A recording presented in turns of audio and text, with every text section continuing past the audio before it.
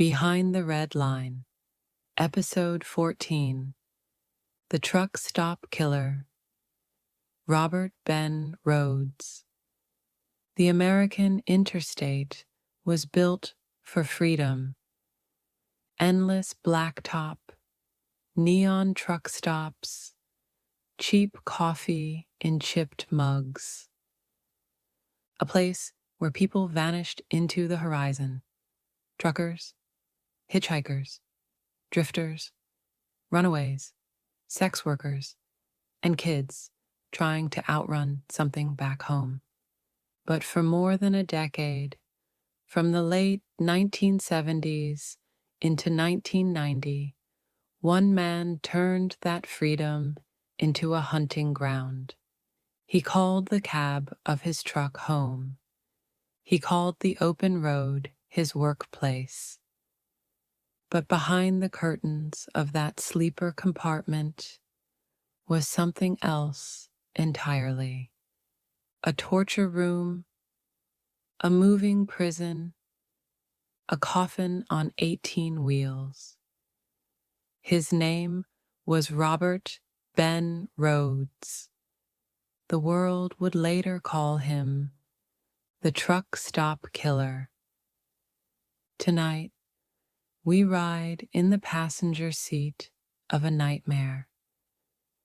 We follow the interstates that swallowed victims whole.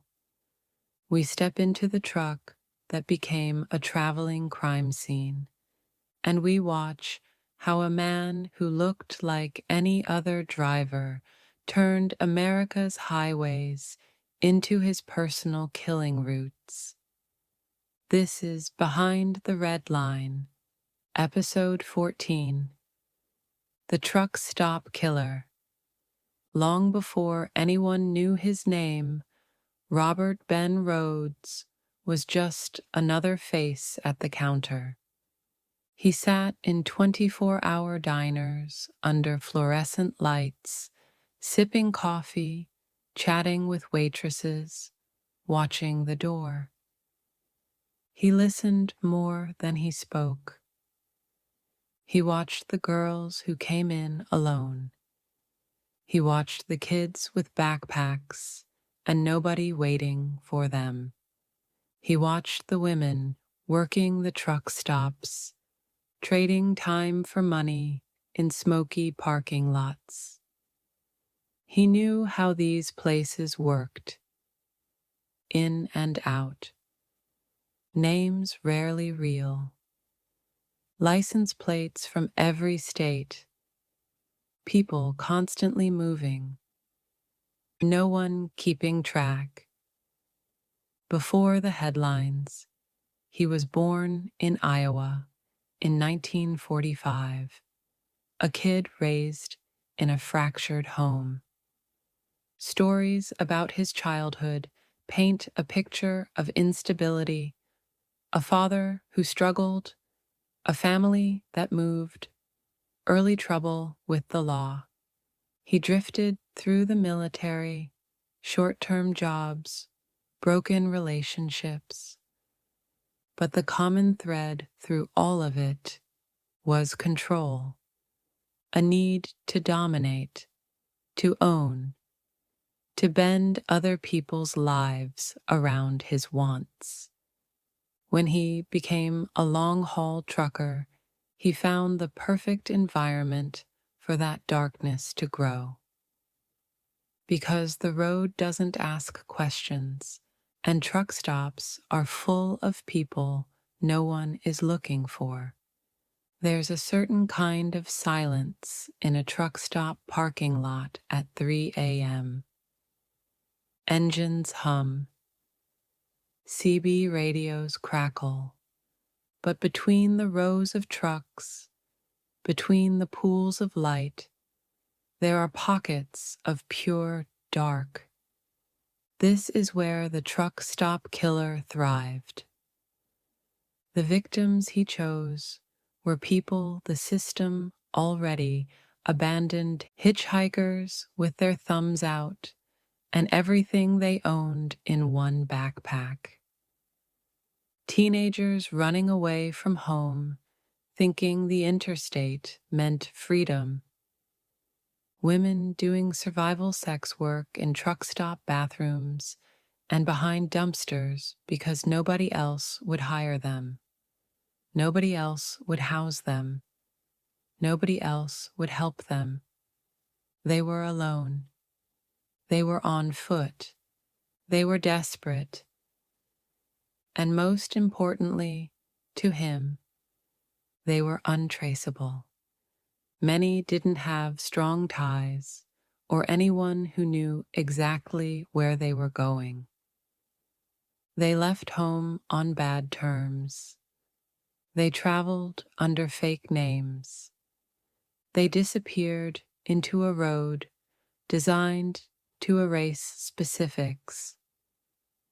That's what made them perfect targets for a predator who lived in motion.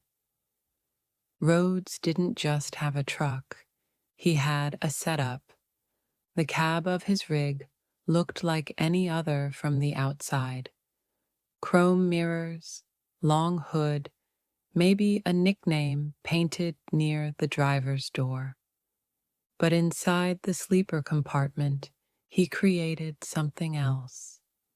A private world where he made the rules. Hooks, chains, restraints, a narrow bed, dark fabric to block the windows, music to drown out noise. We're not going into graphic detail, but what matters for this story is simple. Once someone got into that truck, they were trapped. The road became a blur outside the windows, mile after mile after mile, while whatever he wanted to happen inside happened on his schedule, at his pace on deserted highways where no one could hear a thing. Every rest area, every lonely exit ramp, every unlit side road could become the last place someone saw the sky. And then he drove on, like nothing happened. We will never know how many victims Robert Ben Rhoades had. Some estimates say dozens. Some investigators quietly believe it might have been over 100 across years and states. The nature of truck stop life means people can vanish without leaving paperwork, without anyone connecting the dots. What we do know is this: many of his targets were hitchhikers and sex workers. People already living on the margins, already judged, already dismissed by the system. Some were teenagers' kids who thought they were hitching a ride to another state, another life. Some were women working truck stops, climbing into cabs with strangers because rent was past due and addiction doesn't wait. He groomed them with small talk, promised them rides, offered money, warmth, companionship, opportunity, something better than the cold parking lot. He looked like an average trucker, a guy who did this route every week, someone safe. Once inside, the story changed. Their names rarely made the news while they were alive. Often, their faces didn't either. But they existed. They laughed. They hurt. They tried. They mattered. Rhoades' violence didn't appear suddenly. There were early signs. cases that didn't get the attention they deserved. In 1985, a teenage boy and his girlfriend, hitchhiking across Texas, were picked up by a trucker matching Rhoades' description. He was later implicated in their kidnapping and assault. The boy survived. The girl did not. Law enforcement at the time didn't realize they were dealing with a serial predator. They saw an isolated act. They processed the crime. They moved on. But the pattern was there: young, vulnerable, on the road, taken into a truck, brutalized, dumped, forgotten. Every case that didn't get fully connected gave him more confidence. He kept driving, kept picking people up, kept refining his method, and the interstate kept carrying him to his next victim. In 1990, two teenagers, Regina Walters and her boyfriend Ricky Jones, ran away from home in the Midwest, hoping to make it to Texas. They hitchhiked. They trusted the wrong trucker. Investigators later linked their disappearance to Rhoades. It is believed he picked them up along the road, killed Ricky quickly, and kept Regina alive. She was only 14. A series of chilling photographs, later found among his belongings, showed a terrified teenage girl, haircut short, wearing clothes she didn't choose, standing in an abandoned barn. Those images became some of the most haunting visual evidence associated with the truck stop killer. Her body was eventually found in a rural area of Illinois. The world saw a headline. Her family saw a nightmare. Rhoades saw a souvenir. And he kept going. Rhoades might have gone on for years longer if not for one moment on an Arizona highway. In the early morning hours of April 1st, 1990, an Arizona state trooper noticed a tractor trailer parked on the shoulder of the interstate. The hazard lights were on. Something felt off. He approached the truck, expecting the usual. A driver asleep, a mechanical issue. Instead, he heard something strange. A muffled cry. A sound from inside the sleeper compartment. The trooper demanded the driver, Robert Ben Rhoades, open the door. Inside, he found a horrifying scene. A young woman, chained and restrained, terrified, alive, and clearly being held against her will. She had been kidnapped from a truck stop, assaulted and tortured over hours as the truck moved from state to state. The trooper stopped the ride. In that moment, one victim survived, and a serial killer's career began to crack. Rhoades was arrested on the spot. The woman, shaking and in shock, told investigators what he had done. The nice trucker persona was gone. The mask had slipped. Now the world would see who had been living on the interstates all along. Once Rhoades was in custody, detectives began looking at his history. The more they dug, the darker it became. They searched his truck, then his home, then storage. They found items that linked him to multiple victims, personal belongings, photographs, evidence of violence, signs that he had been doing this for a long, long time.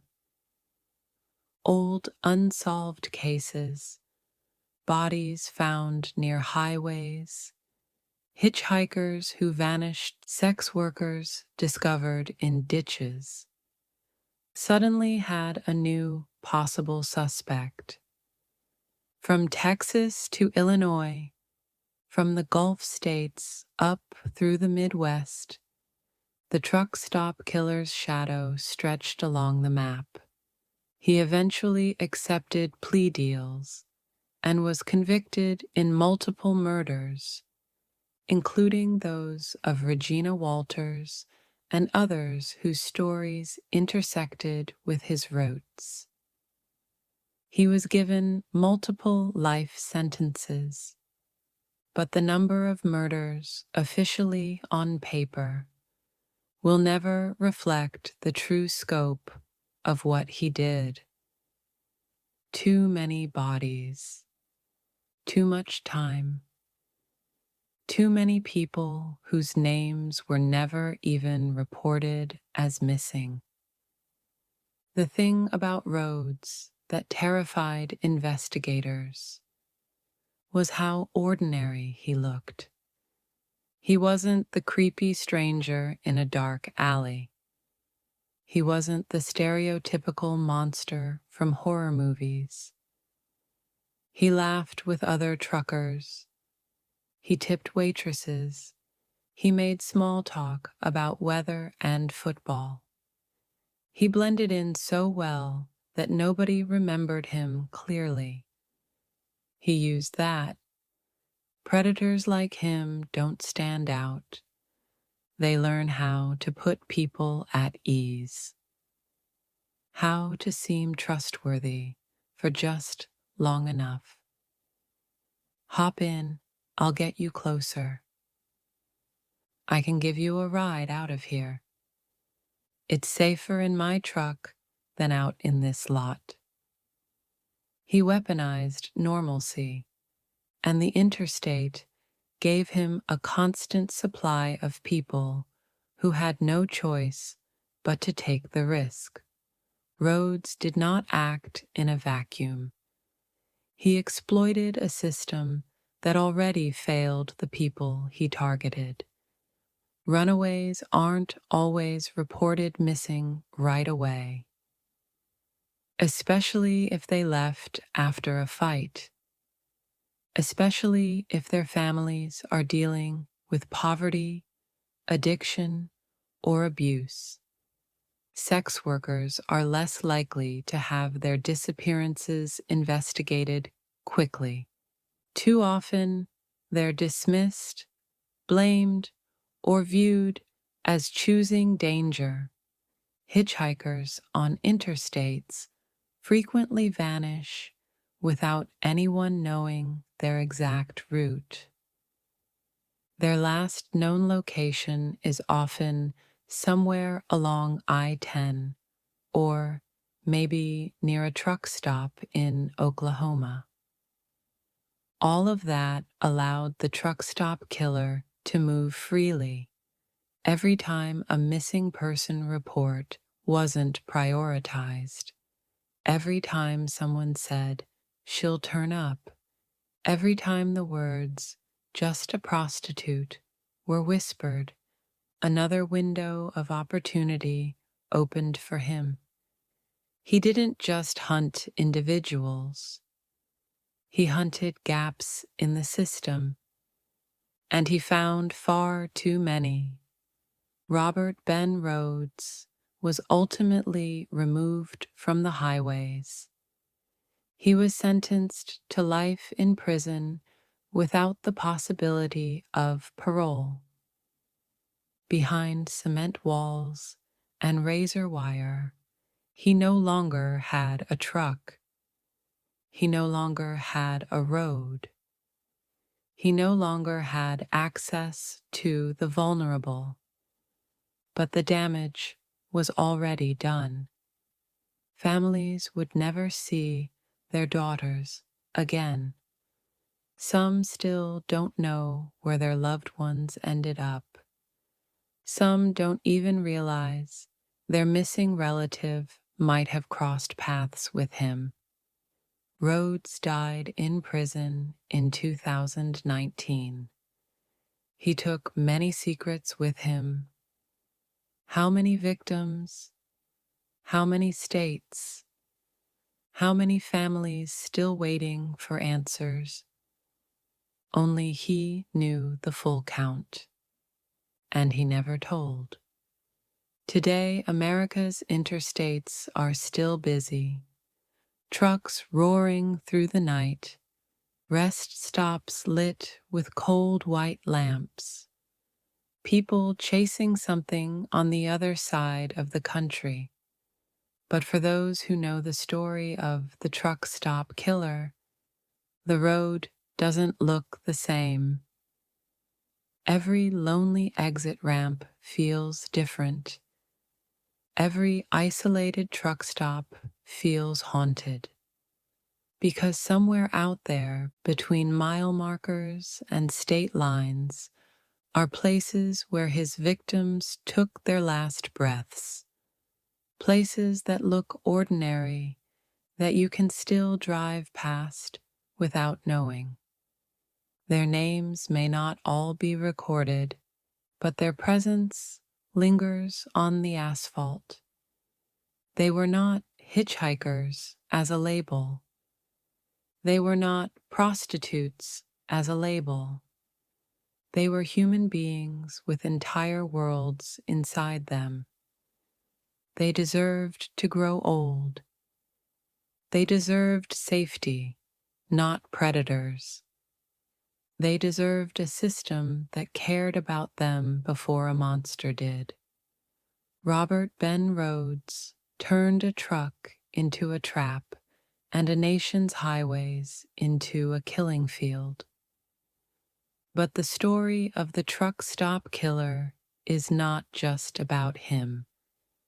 It's about the people he targeted, the forgotten, the judged, the abandoned, and the systems that allowed him to hunt in plain sight. The road remembers their footsteps. The truck stops remember their faces. And we refuse to let their stories disappear into the distance. This is Behind the Red Line, Episode 14, The Truck Stop Killer, Robert Ben Rhoades.